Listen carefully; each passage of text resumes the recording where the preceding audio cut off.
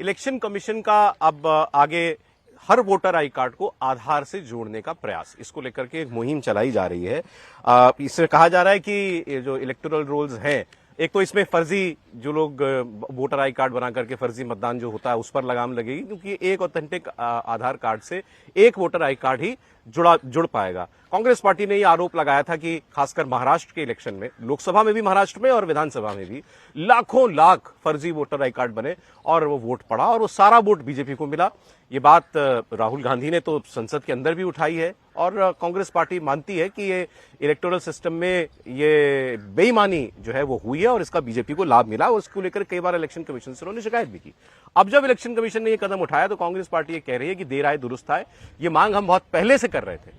उनका आरोप था 48 लाख फर्जी वोटर बने महाराष्ट्र के असेंबली इलेक्शन में, वो सारा का सारा वोट बीजेपी को गया। खैर, अब ये कदम कितना महत्वपूर्ण है इसकी चर्चा हमको करनी चाहिए। विजय जी, क्यों है ये बड़ी बात? बहुत महत्वपूर्ण है। मतलब वैसे कांग्रेस के आरोप से यदि हम शुरू करेंगे जो 48 लाख का हुआ, तो ये कोई बात 100% सही नहीं। इसका मतलब तो ये हुआ कि जहां पर जिसकी सरकार बन रही है उसने फर्जी वोटर बनाए हैं क्या?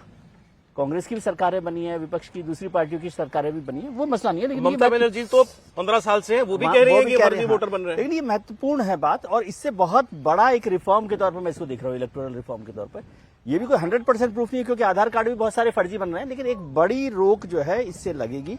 और यदि आधार कार्ड से, और ये बहुत लंबे समय से मांग भी हो रही है कि इसको वोटिंग राइट्स को, लेकिन अब जो लोग पिछड़ी बस्तियों में, दलित बस्तियों में कमजोर लोग रह रहे हैं, उनको लिंक करने का ये सारी एक्सरसाइज, मतलब आसान नहीं है ये काम।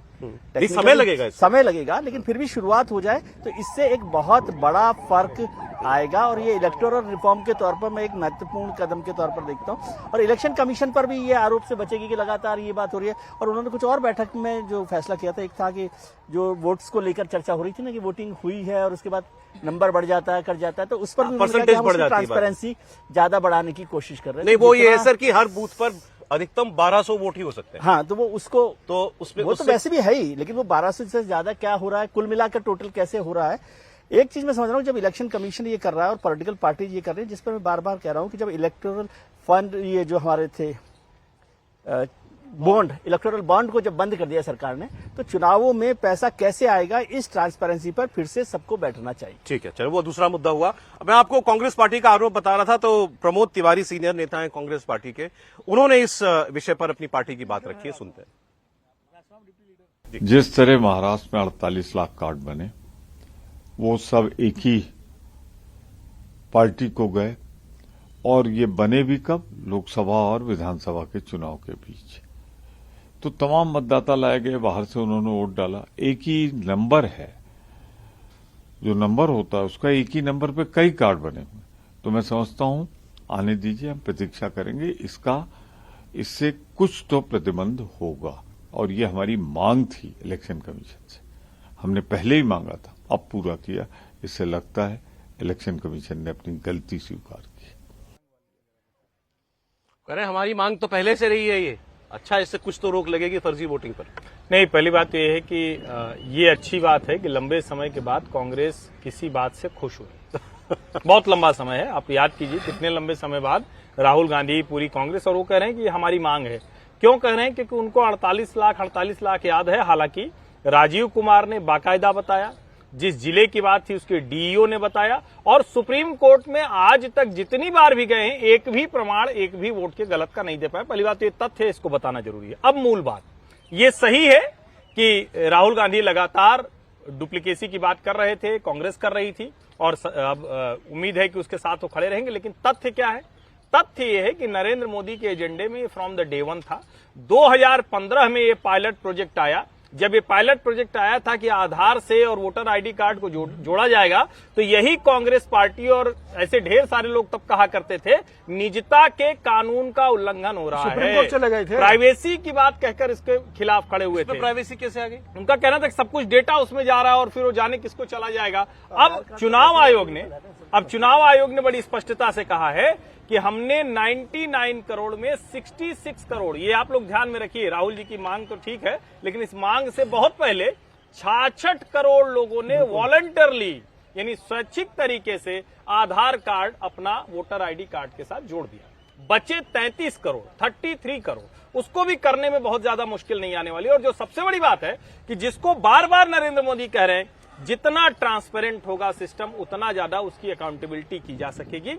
हम दुनिया के अकेले देश होंगे जो इस तरह का लार्ज स्केल इलेक्टोरल रिफॉर्म कर रहे हैं और इतनी बड़ी संख्या में कर रहे हैं। दुनिया में कोई दूसरा देश ऐसा आप इसको साहस बहुत कर नहीं। बहुत बड़ा बहुत reform शानदार है। ये हो जाएगा तो जैसे इसको समझे ना भाई, हमारा गांव में एक वोट है, एक वोट प्रयागराज में है, एक वोट दिल्ली में है, अब उसके बाद नहीं होगा, हमारा एक ही वोट रहेगा।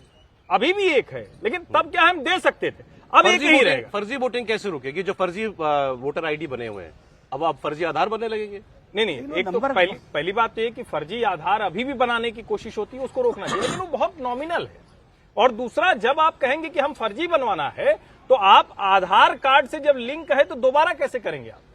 एक बार लिंक हो गया और जब उसी पर गया तो वो नंबर तो आपका कनेक्टेड है ना। अब इतने आधार आप बनवा लें, उस पर फिर हाँ, वो यही बनवा बात है। लें तो वो तो फिर और आगे का प्रोसेस हो, तो चेक करना पड़ेगा। ठीक है सौरभ, इसमें एक जी सर। डायमेंशन और भी है इसका। देखिए, इसके लिए पहले तो मुख्य चुनाव आयुक्त ज्ञानेश कुमार जी को बधाई दी जानी चाहिए। ये उन्होंने संभालने के बाद ये इसको प्रायोरिटी पे लिया है।